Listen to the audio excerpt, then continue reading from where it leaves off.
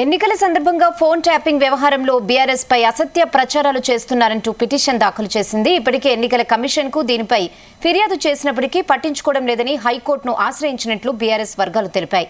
BRS నాయకులపై పలు సందర్భాల్లో చేసిన ఆరోపణలను కోర్టుకు సబ్మిట్ చేశారు.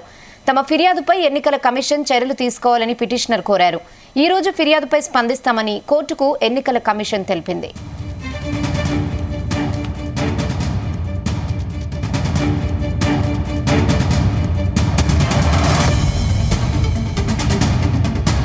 ఫోన్ ట్యాపింగ్ వ్యవహారంపై హైకోర్టును ఆశ్రయించింది బీఆర్ఎస్.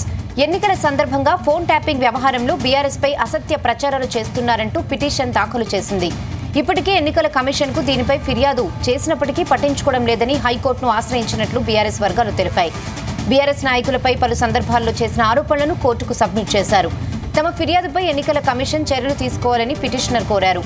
ఈ రోజు ఫిర్యాదుపై స్పందిస్తామని కోర్టుకు ఎన్నికల కమిషన్ తెలిపింది. ఇదే విషయంపై మరిన్ని updates crime bureau chief Raviteja అందిస్తారు. రవితేజ, ఫోన్ ట్యాపింగ్ అంశం తెరపైకి వచ్చిన తర్వాత పోలీసులను ఇన్వెస్టిగేషన్ చేపడుతున్న కొద్దీ దాంట్లో కొంతమంది బీఆర్ఎస్ నాయకుల ఒక హస్తం ఉన్నట్టు కూడా రకరకాలుగా కొన్ని కథనాలు రావడము, ఇతర రాజకీయ పార్టీలు, అధికార పార్టీ ప్రస్తుతం బీఆర్ఎస్ నాయకుల కనుసన్నల్లోనే ఈ ఫోన్ ట్యాపింగ్ అనేది జరిగింది. కుటుంబాల మధ్య జరుగుతున్నటువంటి సంభాషణలను సైతం వీరు ఫోన్ ట్యాపింగ్ ద్వారా విని ఏకంగా ఒక మహిళా కానిస్టేబుల్ మహిళల జీవితాల్లోకి ఎంటర్ అయ్యి వారి వ్యక్తిగత విషయాలన్నీ కూడా రికార్డ్ చేసుకొని బ్లాక్ మెయిలింగ్ కి పాల్పడ్డాడనే ఉదాంతం కూడా ఫోన్ ట్యాపింగ్ తో వెలుగులోకి వచ్చింది.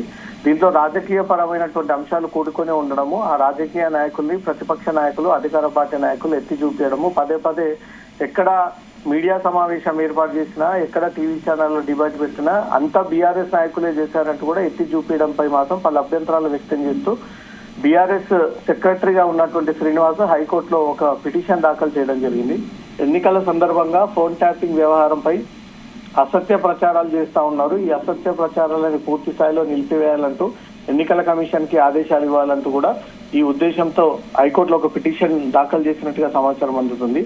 ఎలక్షన్ కమిషన్ కు దీనిపైన ఫిర్యాదు చేసినా ఇప్పటి వరకు దీన్ని పరిగణలోకి తీసుకోవట్లేదు. ఎలక్షన్ కమిషన్ ఈ వ్యవహారాన్ని పట్టించుకోవట్లేదు అంటూ కూడా ఈ విషయాన్ని కోర్టు దృష్టికి తీసుకెళ్లేటువంటి ప్రయత్నాలు చేస్తా ఉన్నారు. ఫోన్ ట్యాపింగ్ వ్యవహారంలో బీఆర్ఎస్ నేతలపై ప్రచారం చేస్తున్నటువంటి వ్యక్తులపైన చర్యలు తీసుకోవాలంటూ మాత్రం కొంతమంది పేర్లను, వారు మాట్లాడినటువంటి స్టేట్మెంట్ల వీడియోలన్నిటిని కూడా జతపరుస్తూ లింక్స్ అన్ని కూడా దాంట్లో అటాచ్ చేసి ఈ పిటిషన్ కోర్టు దృష్టిలో పెట్టినట్టుగా సమాచారం అందుతుంది. పలు సందర్భాల్లో బీఆర్ఎస్ నాయకులపై చేసినటువంటి ఆరోపణలన్నీ కూడా ఆధారాలతో సహా వీడియోలు, పేపర్ క్లిప్పింగ్స్ అన్నిటిని కూడా కోర్టుకి సబ్మిట్ చేశానంటూ మాత్రం పిటిషన్ చెప్తా ఉన్నారు. బీఆర్ఎస్ సెక్రటరీ హోదాలో ఉన్నటువంటి శ్రీనివాస్ ఈ పిటిషన్ దాఖలు చేయడం జరిగింది.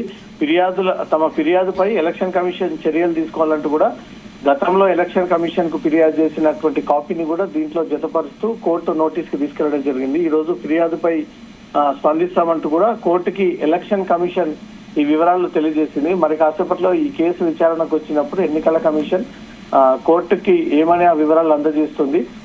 పిటిషనర్ అడిగిన విధంగానే బీఆర్ఎస్ నాయకులపై జరుగుతున్నటువంటి అసత్య ప్రచార విషయంలో కోర్టు ఏమైనా కీలకమైనటువంటి ఆదేశాలు జారీ చేస్తుందా, ఇకపై బీఆర్ఎస్ నాయకుల పేరు ఎత్తకుండా ఎలాంటి ఆధారాలు లేకుండా వ్యక్తిని డ్యామేజ్ చేయడము ఈ రకంగా వ్యవహరిస్తే మాత్రం చట్టపరంగా అందరిపైన కేసులు నమోదు చేయాల్సి వస్తుందంటూ కూడా కోర్టు ఈ రకంగా స్పందిస్తుందా, లేదా ఈ ఎన్నికల వ్యవహారంలో ఈ కేసు దర్యాప్తుకు సంబంధించి దాంట్లో మేము జోక్యం చేసుకోలేము, కేసు దర్యాప్తులో టైంలో ఎవరి పేర్లు వచ్చినా ఆ పేర్ల ప్రకారంగా కథనాలు ప్రసారం అవుతాయి, ఇతర రాజకీయ నాయకులు కూడా దాన్ని ప్రసంగిస్తే తమకు అభ్యంతరం లేదంటూ కూడా కోర్టు ఈ రకంగా తన అభిప్రాయాన్ని వెల్లడిస్తుందా అనే దానిపై మరి కాసేపట్లో ఒక క్లారిటీ రావాల్సింది. Rehana. Okay Raviteja, thanks for the updates.